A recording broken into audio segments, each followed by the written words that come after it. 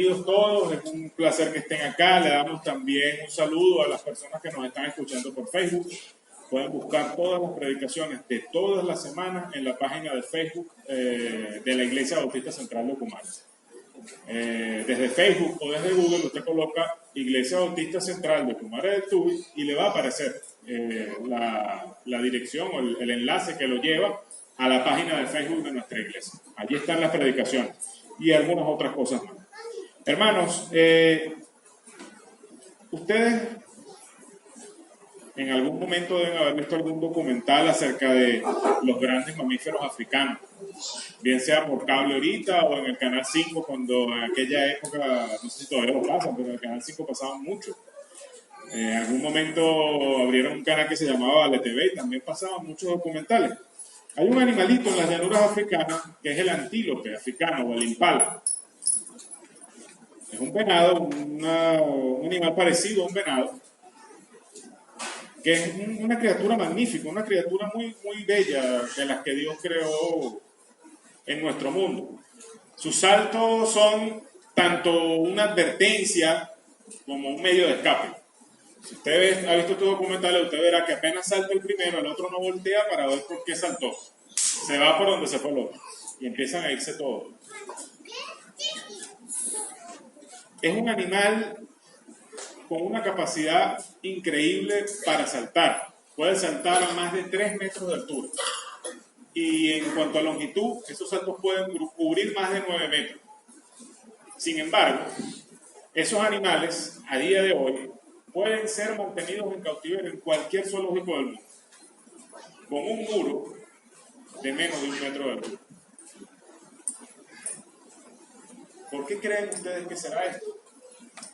Un animal que puede saltar tanta distancia y tanta altura es detenido por un muro tan pequeño. No pueden ver dónde van a caer, porque no son animales muy grandes. Estas gacelas no tienen una altura demasiado alta y no pueden ver con claridad dónde van a poner sus pezuñas cuando termine el salto. Ese solo hecho les impide saltar. No pueden ver dónde van a caer.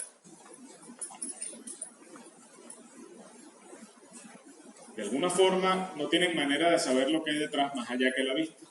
No son como nosotros, que pudieran tener un pensamiento lógico. Bueno, si veo que alguien está caminando del otro lado, es porque hay tierra. Ellos no razonan eso. Ellos no ven el sitio donde van a caer y no saltan.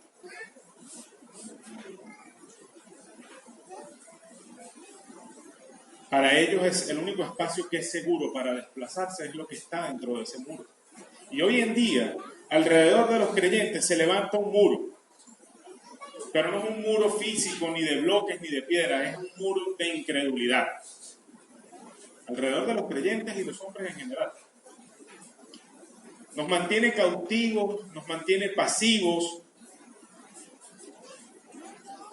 a pesar de que no solamente es un tema de no poder percibir lo que hay más allá de ese muro, porque podemos hacerlo. No solamente eso, sino que además tenemos un cerebro que nos permite sacar conclusiones lógicas y pensar más allá de lo que vemos o de lo que percibimos. Sin embargo, aún así, este muro nos sigue manteniendo presos, nos sigue manteniendo pasivos. Somos hijos del Dios Altísimo y aún así permanecemos esclavos bajo cadenas de pecado que ya están rotas por la obra de Cristo en la cruz. Somos hijos de Dios y se nos hace difícil conocerle. No crecemos en nuestro conocimiento de Él. El Espíritu Santo habita en nosotros, ese mismo Espíritu que se movía sobre la faz del abismo durante la creación del mundo, habita en nosotros. Y no podemos crecer para ser más que simples bebés que seguimos necesitando de la leche y no podemos procesarlo solo. Esto sucede en muchas partes del mundo. El muro de la incredulidad es el muro de nuestras propias percepciones, el muro de nuestros propios conceptos, nuestras propias concepciones. Es el muro de nuestras propias estructuras mentales que se mantiene alrededor de nosotros, aprisionándonos dentro de un espacio reducido y limitado.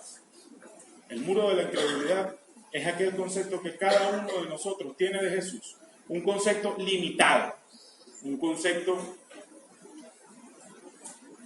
que definitivamente no es ni refleja lo infinito que es Dios. Las personas de Nazaret sufrían de esta misma situación, tenían este mismo problema, tenían su propio muro de incredulidad. Y leemos en el pasaje de Marcos, capítulo 6, versículos del 5 al 6, y no pudo hacer allí ningún milagro, salvo que sanó a unos pocos enfermos, poniendo sobre ellos las manos. Y estaba asombrado de la incredulidad de ellos, y recorría las aldeas de alrededor enseñando. Esto lo dice el evangelista Marcos en el capítulo 6 de su evangelio. Está contando acerca de una de varias visitas que hizo Jesús a su tierra natal. En la escritura aparecen reseñadas 2 visitas del Señor no a su tierra natal, perdón, de la tierra donde se crió, que fue en Nazaret, la tierra donde creció. Marcos aquí está relatando una de ellas, está relatando cómo en algún momento de su ministerio fue con los apóstoles a Nazaret, y cuando llegó el día de reposo entró en la sinagoga y les enseñaba. ¿Ok? Su enseñanza y la reputación que tenía entre aquellos hombres ocasionaron cierto revuelo, cierta incomodidad entre aquellas personas. Y luego el evangelista nos presenta una especie de resumen de esa visita. ¿Qué fue lo que pasó en esa visita? Bueno, visitó, enseñó todo esto y bueno, los resultados fueron estos. Eso es lo que hace el versículo 5 y el versículo 6 del capítulo 6 del Evangelio según San Marcos. Lo interesante de ese resumen que nos da Marcos es lo primero que nos dice, y es que dice que no pudo hacer allí ningún milagro. Y me parece interesante, me parece llamativo el hecho de que diga de que Jesucristo no pudo. Todos los que estamos aquí creemos que Jesucristo es Dios, ¿cierto? Y nos está diciendo básicamente que Dios no pudo hacer algo, hacer milagros. Es una afirmación que no puedo evitar que me haga pensar, que me haga tratar de ir un poco más allá de lo que nos está enseñando el Señor aquí y escudriñar en su palabra para buscar respuestas. Este mismo evento, esta misma visita, la encontramos reflejada en el Evangelio de Mateo, capítulo 13, versículos del 53 al 58. Y Mateo hace más o menos lo mismo, presenta cómo fue que llegó hasta allá, qué fue lo que hizo, y al final presenta un pequeño resumen de la visita. Y este lo encontramos en el versículo 58 de Mateo 13. Dice allí, y no hizo allí muchos milagros, a causa de la incredulidad de ellos. Y ya aquí empezamos a ver, de alguna manera, podemos empezar a ver algunos asuntos relativos con esta afirmación. Primeramente en Marcos vemos que el evangelista sugiere algún tipo de limitación en la capacidad del Señor Jesucristo para hacer milagros. Dice no pudo. Pero en Mateo vemos que no aparece esta sugerencia, simplemente señala el hecho de que no hizo muchos milagros. También es interesante que Mateo señala la causa para esta escasez de milagros, llamémoslo de alguna manera, en Nazaret. Dice, a causa de la incredulidad de ellos. Marcos nos habla también de la incredulidad de los habitantes de Nazaret. Dice que Jesús estaba asombrado de la incredulidad de ellos. Entonces en Mateo se señala esto, ¿no? Que no hizo allí muchos milagros a causa de la incredulidad de ellos.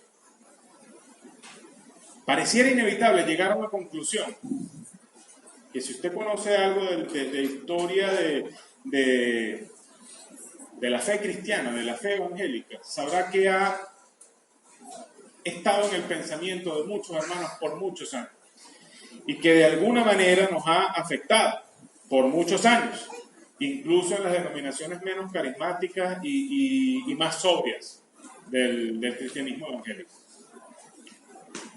Y la conclusión es que la incredulidad limita el poder de Dios. Pareciera inevitable llegar a esa conclusión. Aunque, si me permiten decirlo, yo creo que esta perspectiva está errada. Porque pensar así nos lleva indiscutiblemente a pensar en el poder de Dios como una hornilla de gas. Y en nuestra fe como el gas que alimenta esa hornilla. Mientras yo más abro la hornilla, más alta e intensa es la llama. Mientras yo más cierro la hornilla, más bajita y menos intensa es la llama. Y si la cierro por completo, la hornilla se apaga. Es decir, Dios solamente puede hacer lo que yo soy capaz de creer. Esto, si usted lo piensa bien, no es más que una reformulación de la teoría del pensamiento positivo. No sé cómo se llama formalmente esa teoría, ni esa tesis que promueven algunos. Pero dice que mientras usted piense más positivo, cosas más positivas le van a suceder. Básicamente estamos diciendo que vamos a tener de Dios lo que creamos que vamos a tener. Sea lo que sea. Y eso está mal. Está mal porque esa teoría, ese pensamiento pone al hombre en el centro y no a Dios. El origen, básicamente lo que está diciendo es que el origen del poder de Dios es el hombre. Y no está bien. Yo creo que el centro de todo esto está en la palabra incredulidad y entender qué fue lo que no creyeron estas personas en la cena. En la Biblia, el original para la palabra incredulidad, el original que se traduce con la palabra incredulidad en castellano, es algo opuesto a la fe. Esto parece obvio, ¿no? La fe es creer, obviamente, pues la incredulidad es lo opuesto a creer, es lo opuesto a la fe. Pero a mí me llama la atención porque las implicaciones que hay en el idioma original es que es no creer rechazando la evidencia que se presenta. No es simplemente que a mí, por ejemplo, Moisés me dice algo, el cielo es verde. Y yo digo, no te creo. No te creo porque no te quiero creer, sino que puede ser más bien que Moisés venga y me diga, el cielo es azul, ajá, y como tú sabes que el cielo es azul, y me asomo por una ventana y me lo enseña, mira, el cielo es azul, ajá, pero yo no te creo. Algo como este segundo ejemplo es a lo que se refiere la palabra incredulidad en este pasaje. Se refiere a esa actitud que rechaza toda evidencia y todo argumento, por lógico y convincente que sea. Aquella actitud que rechaza todo lo que alguien presenta a favor de lo que está afirmando. Simplemente decido no creer. Pero ¿qué es lo que no creía esta gente entonces? ¿A qué se orientaba su incredulidad? Fíjense que dice en el versículo 2 del capítulo 6 del Evangelio de Marcos, dice allí, y llegado el día de reposo comenzó a enseñar en la sinagoga, y muchos, oyéndole, se admiraban y decían, ¿de dónde tiene estas cosas? ¿Y qué sabiduría es esta que le es dada? Y estos milagros que por sus manos son hechos.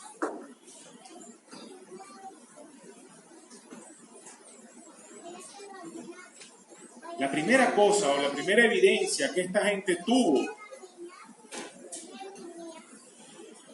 de parte del Señor Jesucristo era la propia enseñanza que Él estaba presentando allí. Dice que se admiraban de lo que enseñaba. Y fíjense cómo dice la pregunta que se hacen a ellos mismos. ¿Y qué sabiduría es esta que Él les da? Ellos estaban reconociendo que lo que Él estaba enseñando era sabiduría. Estaban reconociendo que no eran mentiras, que no eran cosas inventadas. Estaban reconociendo que la enseñanza del Señor provenía de su autoridad. De hecho, es como cuando decían en Marcos 1:22, porque les enseñaba como quien tiene autoridad y no como los escribas. Reconocían que el Señor les estaba enseñando sabiduría. Y saben una cosa, a lo mejor se preguntarán, bueno, pero ¿esto es evidencia de qué? Bueno, esta sabiduría la profetizaba la Escritura acerca del Mesías. Esta sabiduría que hablaba Jesús delante de aquellos hombres fue profetizada por Isaías y por otros profetas del Antiguo Testamento cuando hablaban del Mesías. Isaías 11:2 dice: y reposará sobre él el espíritu de Jehová, espíritu de sabiduría y de inteligencia, espíritu de consejo y de poder, espíritu de conocimiento y de temor de Jehová. Isaías 11:2 dice eso.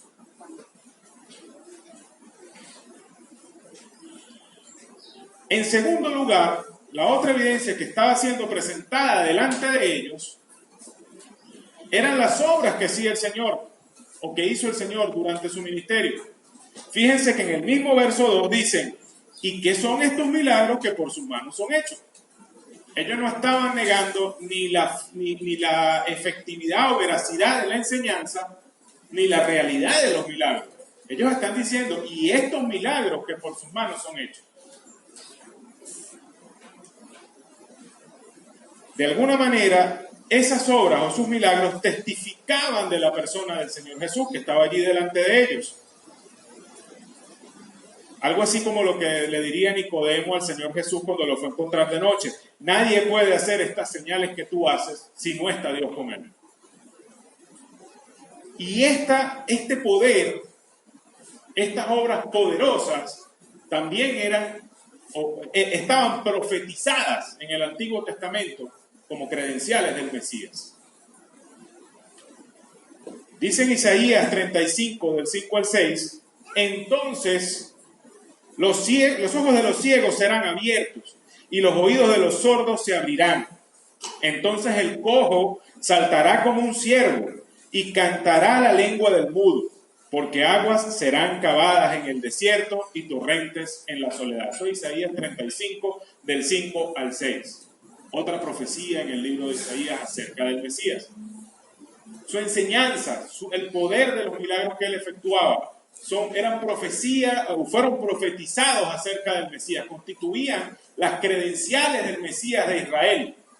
Ellos lo sabían. Algunos me preguntarán: ¿pero cómo lo sabrán? ¿Cómo podían saberlo si ellos eran gente del pueblo? Bueno, esta gente iba a la sinagoga y estudiaban las Escrituras, sentados delante de los maestros que estaban en esa sinagoga. Sin embargo, teniendo todo esto, fíjense que no aceptaron al Señor. Aún el Señor presentando las credenciales de su autoridad, las evidencias de quién era Él, esta gente le rechazó.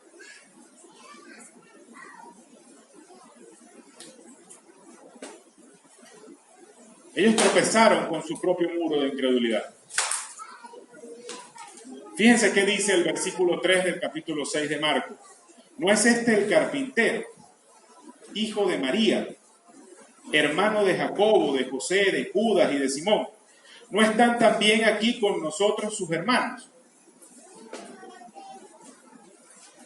Su muro de incredulidad estaba compuesto de lo que ellos creían conocer acerca de Jesús. ¿No es este el hijo del carpintero? ¿No están con nosotros sus hermanos? ¿No están con nosotros sus hermanas? Entonces, ¿cómo dice este que es el Mesías? No puede ser. Y es como que si de alguna manera hicieran eco de las palabras de Natanael: de Nazaret puede salir algo de bueno. Entonces vemos aquí que la incredulidad de estos hombres no era en cuanto a la sabiduría ni en cuanto al poder de Jesús.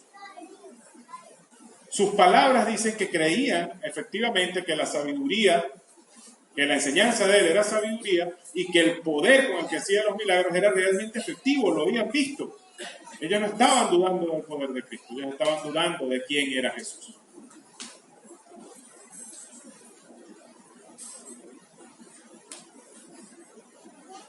Creían conocerle, pero todo aquello que en su mente se agolpaba como evidencia, digamos, como lo que habían ellos podido recabar con sus ojos a lo largo de toda la vida de este hombre, se oponía, se metía en medio de su fe y les cerraba el camino para aceptar que él era el Mesías prometido de Israel.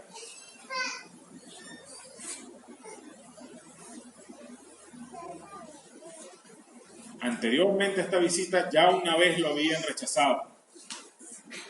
Ya una vez lo habían agarrado en una multitud y lo habían llevado hasta el risco donde descansa la ciudad de Nazaret. Y por un poco casi lo despeñan en ese barranco.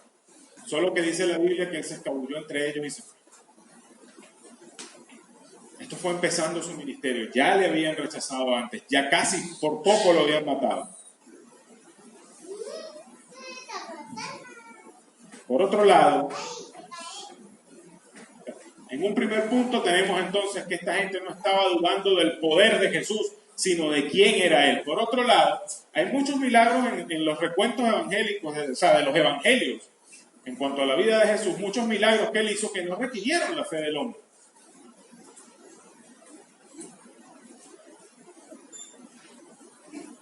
Por ejemplo, la alimentación de multitudes. Esa gente no creía que él podía hacer eso. Cuando él les dijo, denle ustedes de comer, ¿qué le respondieron ellos? ¿Quién podrá alimentar a estos? ¿O quién podrá entonces que vayamos nosotros y compremos comida por no sé cuántos denarios para darle de comer a estos? O por ejemplo, cuando el Señor caminó sobre el mar. Si hubiera sido por la fe de los que estaban en la barca, el Señor se ahoga ese día.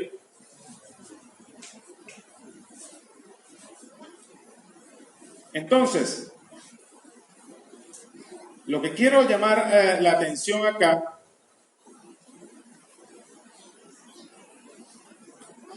es que el origen del poder de Dios no está en la fe de nosotros. Lo que origina el poder de Dios no está en la fe de nosotros, en su poder. Quiero que me entiendan bien. Hace falta fe.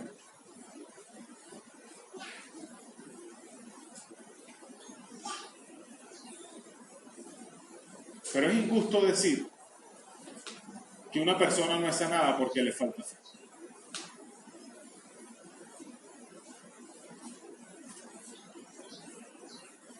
Es injusto decir que un hermano no tiene sanidad de sus enfermedades o solución de cualquier otro de sus problemas porque le falta fe.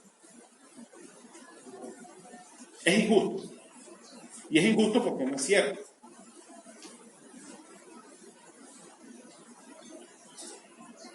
Volvemos a Nazaret y vemos que las señales ya habían sido presentadas. El problema de esta gente es que escogieron rechazarlas. No podían conciliar lo que conocían de Jesús con lo que él decía de sí mismo. No había manera de que ellos quisieran encajar aquello. En estas circunstancias, cualquier persona normal de nuestros días, cualquier humano que tenga dos gramitos de sesos, hubiera escogido hacer lo que haría cualquier profesional del marketing. Vamos a promocionarlo. Vamos a hacer aquí una campaña de avivamiento. La sanidad va a correr hoy. Y el Señor podía, porque él era el Señor y podía hacer lo que él quisiera.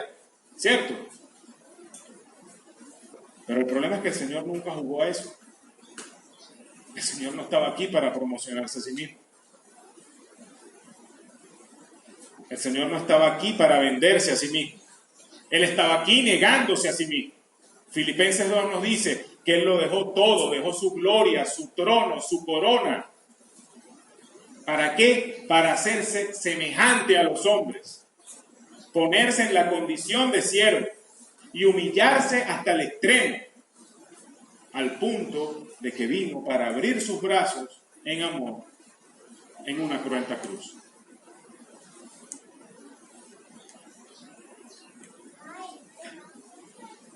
Él no estaba aquí para buscar la aprobación de aquellos ni de ningún hombre. Él no estaba aquí para eso. Él no estaba aquí para ser el payasito de nadie. Él no estaba aquí para montar un circo, para reducir las obras milagrosas de Dios a un simple truco de magia, que es lo que lamentablemente muchos hacemos hoy en día. Fíjense una cosa, no era la primera vez que el Señor se enfrentaba con esto. El diablo usó esa misma tentación en contra del Señor Jesús. Le dijo, súbete a lo más alto del templo y échate abajo, para que entonces el Señor envíe sus ángeles y te salve. ¿Y qué le respondió el Señor? No tentarás al Señor tu Dios. Díganme una cosa, si él se hubiera lanzado y el Señor lo hubiera salvado de morir ahí delante de todos aquellos que estaban reunidos en el templo, ¿no hubiera sido más fácil la predicación? En términos humanos me refiero. Todo el mundo lo hubiera reconocido como Dios, porque ¿quién se tira de esa altura y no se muere? Y no solamente allí, él mismo enfrentó esa tentación en Getsemaní. Cuando estaba rogando al Padre, él rogaba diciendo, si es posible, pase de mí esta copa, pero no sea como yo quiero, sino como tú quieres.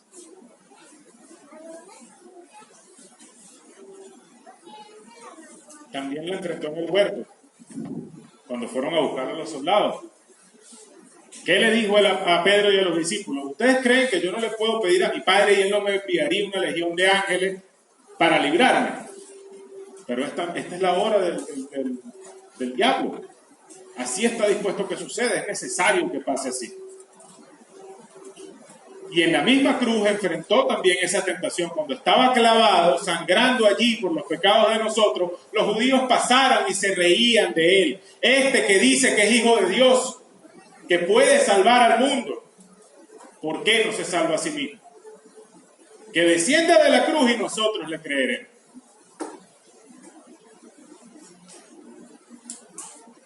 No era la primera vez que él se enfrentaba con esto, pero él no buscaba la aprobación de aquellos hombres ni de ningún hombre.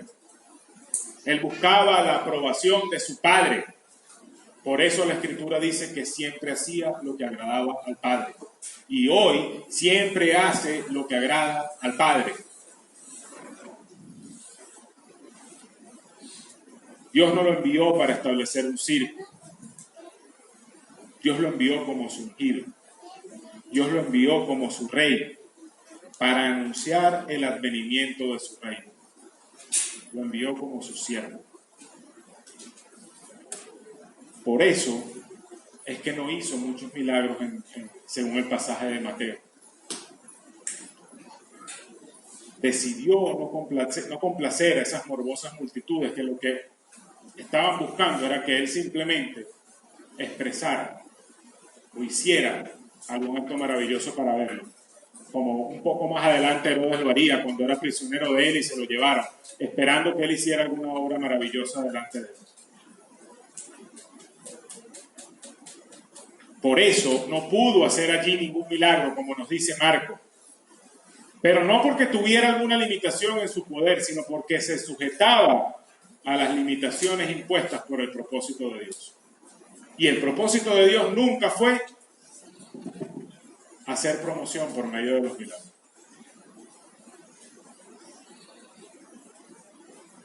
Nuestras percepciones y nuestras convicciones acerca de Dios nos engañan. Cuando no son bíblicas, nos engañan. Obstruyen nuestra visión como obstruía el muro de aquel zoológico la visión del impala, y no nos permiten ver dónde vamos a poner los pies cuando saltemos. Por eso nos mantenemos así, chiquiticos, pensando que estamos en todo lo que Dios nos puede dar, sin darnos cuenta que hay mucho más allá de ese mundo.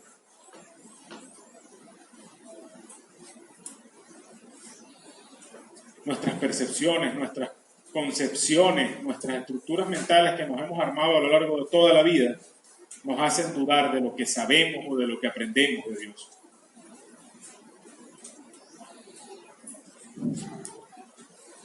El muro de incredulidad nos está diciendo en qué Jesús debemos creer. Y cada uno de nosotros ha tenido su sabor especial de Jesús. ¿A qué me refiero? Cada uno nos hemos acercado a Dios buscando un interés particular. Nos hemos querido acercar a Jesús el sanador, o a Jesús el que provee todo. Nos hemos querido acercar al Rey próspero Jesús, que busca la prosperidad de los suyos. Nos hemos querido acercar al Jesús que solo es amor y que no hace nada con el pecado. Nos hemos querido acercar al Jesús que solo nos ha traído un ejemplo de amor y de vida pacífica para que nosotros lo sigamos. Nos hemos querido acercar al Jesús que es poderoso, pero que en el fondo de mi corazón creo que no puede lidiar ni con mis traumas ni con mis vicios.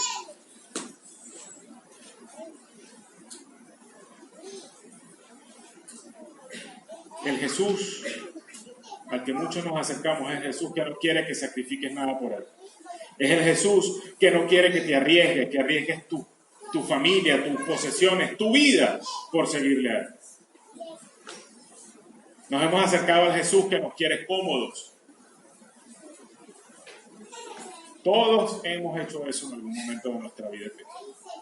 Todos hemos caminado por ese camino, todos hemos frenado delante del muro de incredulidad, en un momento o en otro.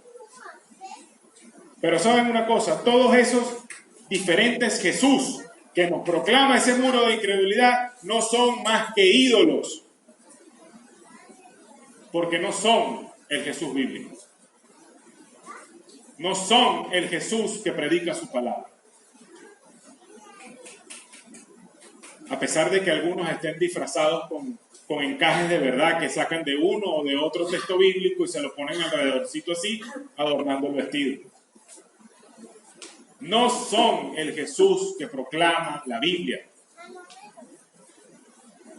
El Jesús de la Biblia hace 2000 años cumplió otra profecía también delante de estos hombres de Nazaret y leyó en Isaías, lo que hoy conocemos como el capítulo 61 de Isaías, diciendo: el Espíritu de Jehová el Señor está sobre mí, porque me ungió Jehová, me ha enviado a predicar buenas nuevas a los abatidos, a vendar a los quebrantados de corazón, a publicar la libertad a los cautivos y a los presos apertura de la cárcel, a proclamar el año de la buena voluntad de Jehová y el día de venganza del Dios nuestro, a consolar a todos los enlutados.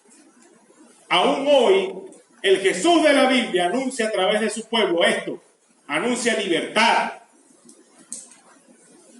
anuncia buenas nuevas de salvación, venda a los quebrantados de corazón, consuela a los enlutados, proclama el advenimiento del reino del Señor Jesús y también proclama el día de su venganza. Todas estas cosas fueron en su día y aún hoy son las tareas de un rey. Establecer la justicia de su reino, en su reino. Cuidar por aquellos que tienen necesidad de ser cuidados, los quebrantados de corazón, los abatidos, los enlutados.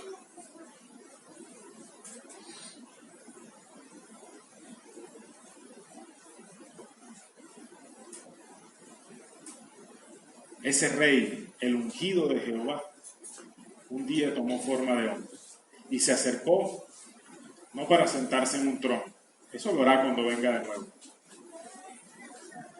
En ese momento no vino a condenar a nadie, ni para que nadie se perdiera. Eso lo hará cuando venga otra vez. Él vino para abrir sus brazos y que fueran clavadas en una cruz. Él vino para ofrecer su cuerpo para ser lacerado por los látigos de los romanos. Él vino para ponerse en el lugar del desgraciado pecador que soy yo.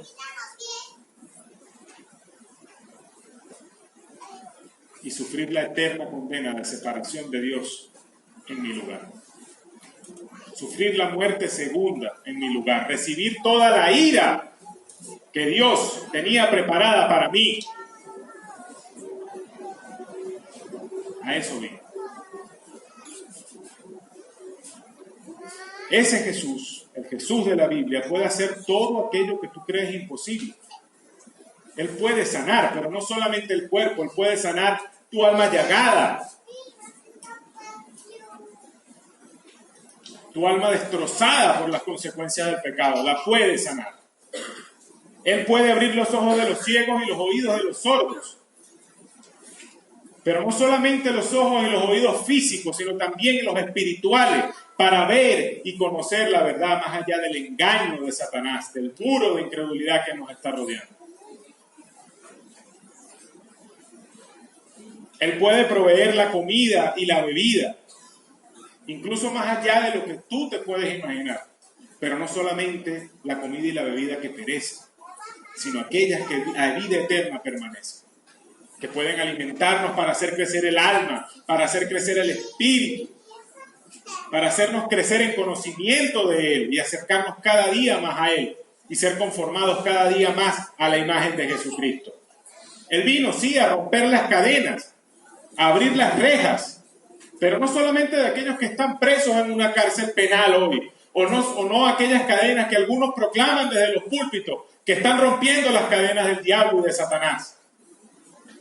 Y yo no sé cómo las rompe, o sea, no sé si es que Satanás tendrá pegaloca o pegatanque, porque todas las semanas parece que el diablo las vuelve a pegar. Y hay que volverlas a romper.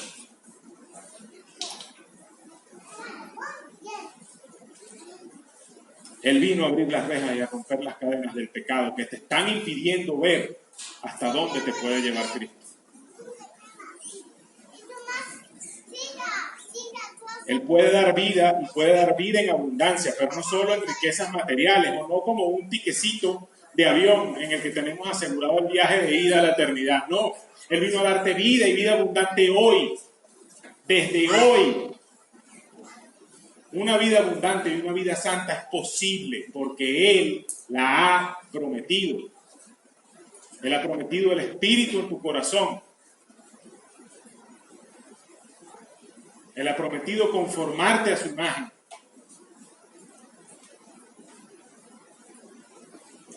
Sí, una vida con dificultades, con tribulaciones, con enfermedades, con dolores, con un montón de cosas. Cada uno de nosotros puede relatar muchas cosas en ese sentido. Sí, pero con la promesa de un tesoro eterno, que ni la polilla ni el orín lo corrompen, que no se gasta,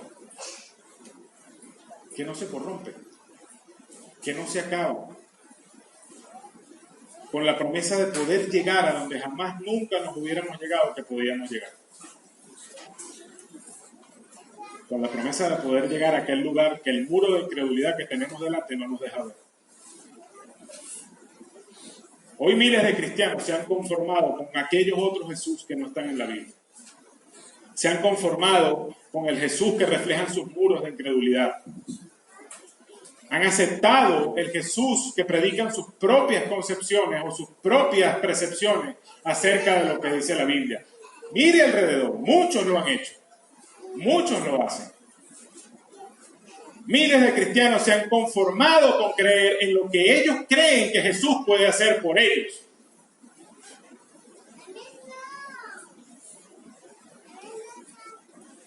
Lo que creen que puede hacer según sus limitados pensamientos. Incluso muchas personas, hoy las vemos, cada vez que llega Semana Santa o cualquier otra fecha donde saquen a los santos, verlos caminar detrás de un Jesús de yeso, como si estuviera vivo.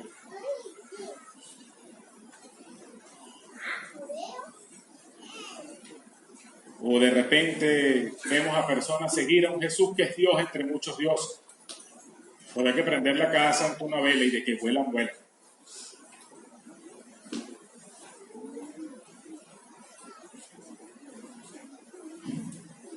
Miles de cristianos simplemente han rechazado a Jesús. Sin darse cuenta. Miles de hombres hoy lo rechazan. Han cerrado sus ojos a la verdad. ¿Quieres tú conocer el resultado de esa actitud? Te repito, mira a tu alrededor, en esta iglesia, en otras iglesias, en otras denominaciones, en otras religiones. Mira alrededor, el mundo que nos rodea, cristianos y hombres, gentiles, me refiero, gente que no conoce a Dios. Cristianos con vidas espirituales débiles, aferrados a las mentiras que les hacen gastar su precioso tiempo, que se acaba, por cierto, en tonterías que no tienen valor.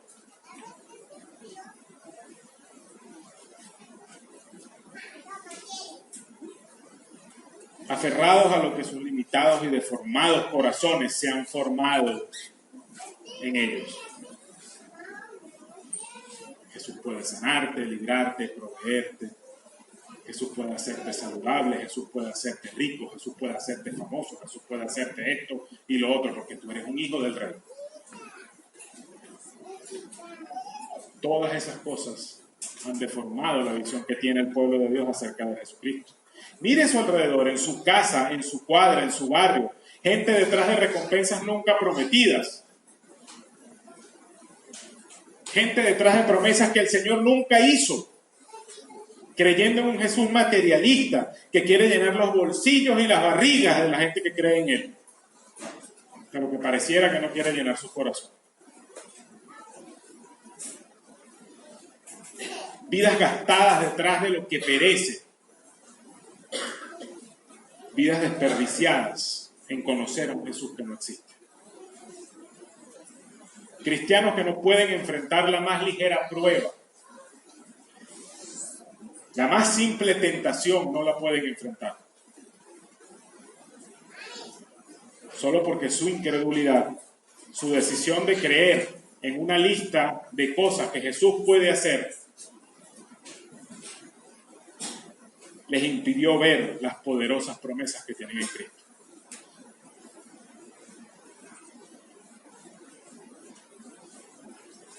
Las poderosas promesas que tienen en Cristo. Verdades que por sí solas, en las manos de un hijo de Dios, derribarían fortalezas y derrotarían ejército tras ejército si se apostaran en batalla contra ellos. Porque las armas de Dios no son carnales, sino poderosas en Dios para la destrucción de fortalezas, derribando todo argumento que se levante contra el conocimiento de Cristo.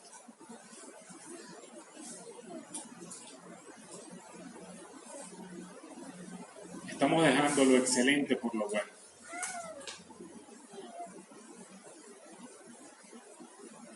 Vidas de cristianos espiritualmente pobres, desgastadas en el desierto de la vida, solamente porque siguen los milagros y no al hacedor de los milagros. Ese es el Nazaret de hoy. Ese es el Nazaret de hoy.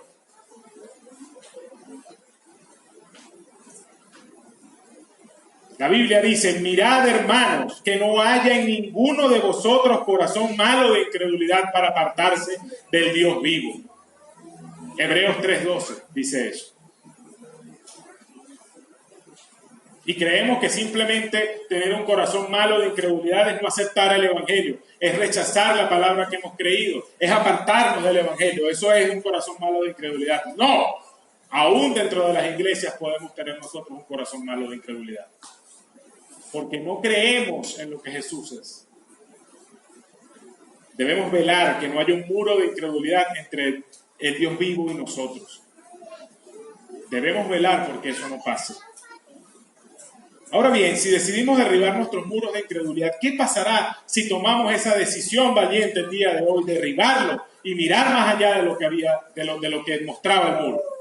¿Qué sucederá si presentamos nuestros corazones malos de incredulidad delante del Dios que puede sanarlos, que puede limpiarlos, que puede hacerlos de nuevo, y nos acercamos de esa manera al Dios vivo? Es una hermosa perspectiva pensar en lo que puede pasar si hiciéramos eso. No mire ya a su alrededor, mire adelante a Jesús, al Jesús de la Biblia. Pongamos nuestro corazón en conocer a ese Jesús, en buscar a ese Jesús, en seguir a ese Jesús del que habla la Biblia, del cual recibimos testimonio, el cual nos fue predicado cuando creímos en el Evangelio. Aquel que dejó su gloria, su trono, su corona para venir a morir en una cruz, pagando por los pecados que eran nuestros, no de Él. Aquel que resucitó y que aún hoy, estando a la diestra del Padre, intercede por nosotros. Aquel que desde la diestra del Padre ha enviado a su Espíritu para sellarnos como herencia, como posesión escogida. Aquel que nos dio el privilegio de ser hechos hijos de Dios, parte de la familia de Dios. Por Él recibimos la promesa fiel de ser hechos a su semejanza. No importa lo sórdido o inmundo del pecado que hay en nuestro pasado.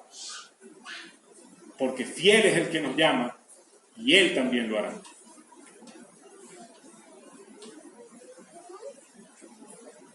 Son perspectivas hermosas, ilimitadas, infinitas. ¿Por qué? Porque si hacemos eso no estaremos siguiendo una lista finita que se acaba, una lista que tiene un fin, una lista de milagros, de obras y de cosas que el Señor puede hacer. Sanarme, proveerme, darme riqueza, X, lo que usted quiera poner allí. Se acaba. No seguimos la lista de lo que Jesús puede hacer por mí según lo que yo creo, sino que seguimos al Dios infinito, al Dios vivo y verdadero. Y ese Dios infinito, nosotros no podemos imaginar de ninguna manera todo lo que puede hacer por nosotros. De Él provienen y se sostienen todas las cosas. Imagínense de dónde, de qué saco, de qué busaca está sacando Dios lo que nos da. Eso no tiene fondo, hermano. Un Dios que puede hacer mucho más que aquello que nosotros imaginamos. Un Dios que puede hacer mucho más que aquello que pedimos. Ese Dios lo conocieron en Nazaret, pero solo unos pocos. Solo unos pocos que creyeron en lo que Él decía de sí mismo, en lo que la Biblia decía de Él. Solo unos pocos que creyeron en el Jesús de la Biblia, que se acercaron y tuvieron esa fe, recibieron sanidad. Recibieron salvación, el contacto santo y vivo de Jesucristo.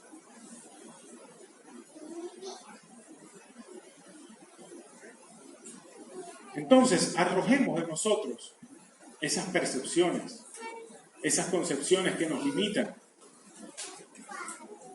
Limitan en mí, limitan en ti la verdadera fe bíblica, le ponen un límite a Dios. Abre tu Biblia buscando la verdad con sinceridad. Dobla tus rodillas pidiendo únicamente poder reconocer al Jesús de la Biblia.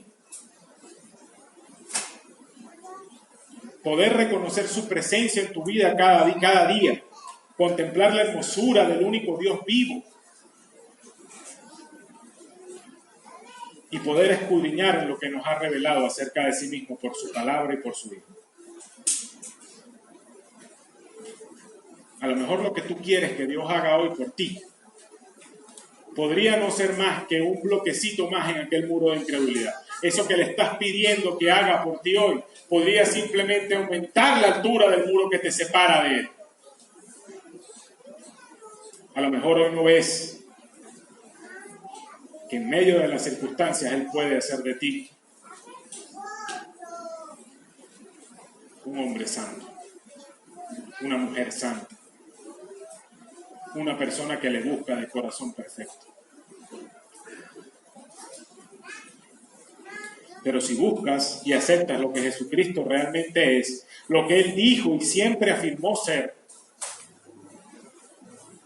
los cofres infinitos del tesoro de Dios se abrirán para tu vida. Y no estoy hablando de dinero, no estoy hablando de fama, no estoy hablando de salud, estoy hablando de vida eterna en abundancia para ti.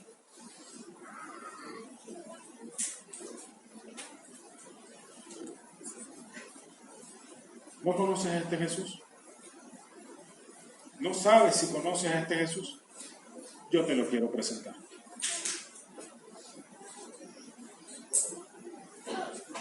Es el mismo Jesús que me vio perdido, extraviado en el pozo de mis pecados. Es el mismo Jesús que no se paró a pensar si era necesario para Él venir para acercarse a mí en ese pozo de pecado. Es el Jesús que solamente pensó en el gran amor que tenía por mí y por ti. por eso descendió. Y no me lanzó una cuerda para sacarme del pozo.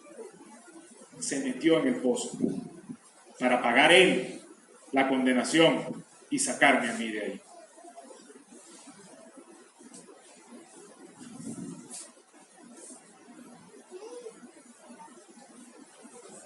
Ese es el Jesús de la Biblia. El Jesús que, siendo inocente y sin haber cometido ningún pecado, fue clavado en una cruz y fue presentado delante del gran juez para pagar por mis pecados, por tus pecados, por nuestros pecados. Él no promete salud, Él no promete dinero, Él no promete fama, Él no promete comodidad. ¿No me crees? Averigua acerca de cristianos en otras partes del mundo, muriendo perseguidos y torturados por su fe. Averigua sobre cristianos en otras partes, perdiéndolo todo por seguir a Cristo. Él nos prometió que nosotros íbamos a tener una vida feliz y libre de toda dificultad y de toda aflicción. Él lo que nos prometió fue una vida abundante, vida eterna, aún en medio de las circunstancias. Él vino a morir por nosotros. Él pagó el precio de nuestro rescate. Lo único que hay que hacer, si ya lo conoces, si ya has creído en Él, es creer en lo que es y lo que promete para tu vida. Y si aún no lo conoces, lo único que hay que hacer es reconocer que estamos en ese pozo, que somos pecadores, que no podemos hacer nada para salir del pozo del pecado. Y que solamente poniendo nuestra confianza en la obra de Jesucristo en la cruz del Calvario y creyendo de corazón que el Señor le levantó de los muertos para sellar nuestra salvación, solamente así podemos ser salvos. No dejes que el muro de la incredulidad tape tu vista, ni limite el recorrido al que el Señor te quiere llevar de su mano. Derriba ese muro. Quita de tu mente cualquier concepto, cualquier cosa que creas saber de Jesús y conócelo en la Biblia. Acepta las evidencias que se te están presentando. Puede que esta vez sea la última oportunidad que tengas. Que el Señor les bendiga.